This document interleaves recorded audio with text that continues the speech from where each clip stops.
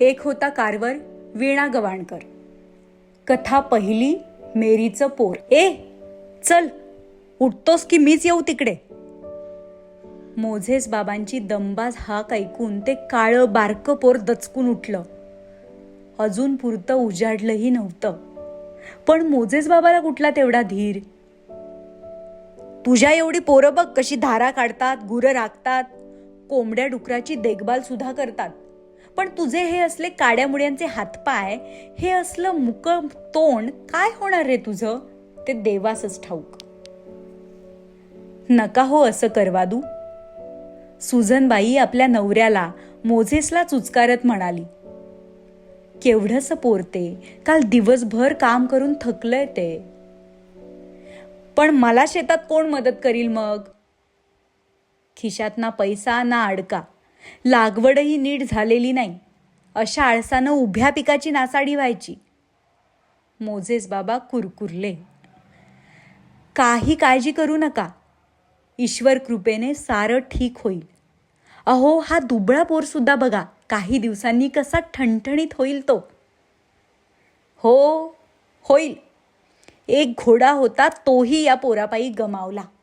झालं होतं काय, अमेरिकेतील मिझुरी राज्यातील डायमंड ग्रोव्ह पाड्यावर मोझेस कार्वर नावाचा एक जर्मन शेतकरी आपली पत्नी सुझन हिच्यासोबत राहत असे. त्याच्या घरी मेरी नावाची गुलाम निग्रो स्त्री होती. ग्रँडकडून त्यानं ती $700 विकत घेतली होती. वास्तविक मोझेस कार्वरला गुलामगिरी पसंत नव्हती. माणसं विकत घेणं त्याला अमानुषपणाचं वाटे. पण शेतीवाडी बघताना आपल्या एकाकी पत्नीच्या मदतीसाठी आणि सोबतीसाठी कोणी असावं म्हणून त्यानं मेरी विकत घेतली. तिला आपल्या घराजवळच्या गोठ्या शेजारी एक लाकडी खोपटही बांधून दिलं. तिचा नवरा दुसऱ्या माळेवाल्याकडे लाकडं कापण्याच्या कामावर मजुरी करायचा. मधून तो आपल्या बायकोला म्हणजेच मेरीला भेटायला येई. एके दिवशी तिला बातमी मिळाली की 2 महिन्यांपूर्वीच तिचा नवरा अपघातात मेला. गुलामीचं जीणं.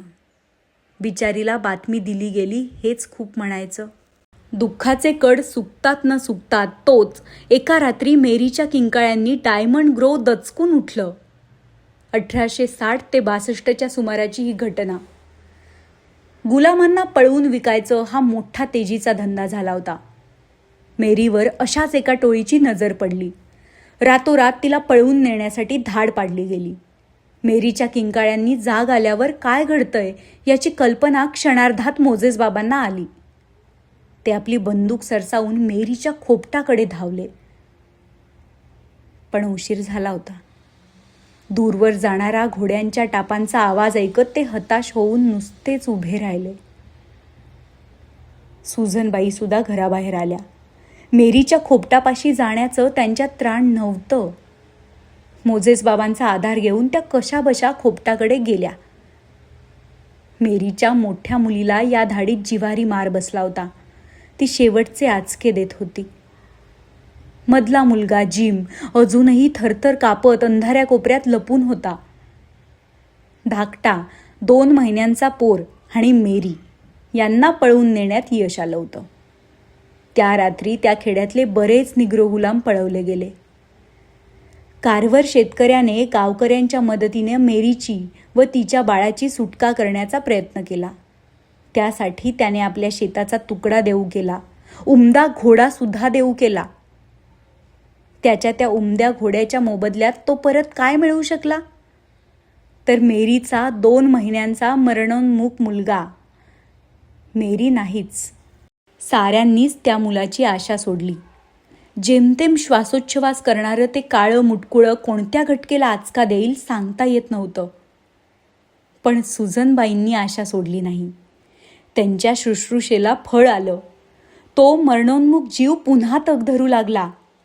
त्याचा तो छाती फोडून बाहेर पडणारा खोकला आणि घुसमटणारा दुबळा श्वास पाहून कोणाला वाटलंही नसतं की हे पोर जगेल. पण सुजनबाईंनी मात्र जीवापाड काळजी घेऊन मेरीचं पोर जगवलं. त्यांच्या दीर्घ परिश्रमांना यश आलं होतं. त्या पोरानं जीव धरला. तो हळूहळू चालू लागला, खाऊ लागला. पण वारंवार उसळणाऱ्या भयानक खोकल्याच्या उबळीनं त्याचं स्वरयंत्र साप बिघडलं. त्याला बोलता येत नव्हतं.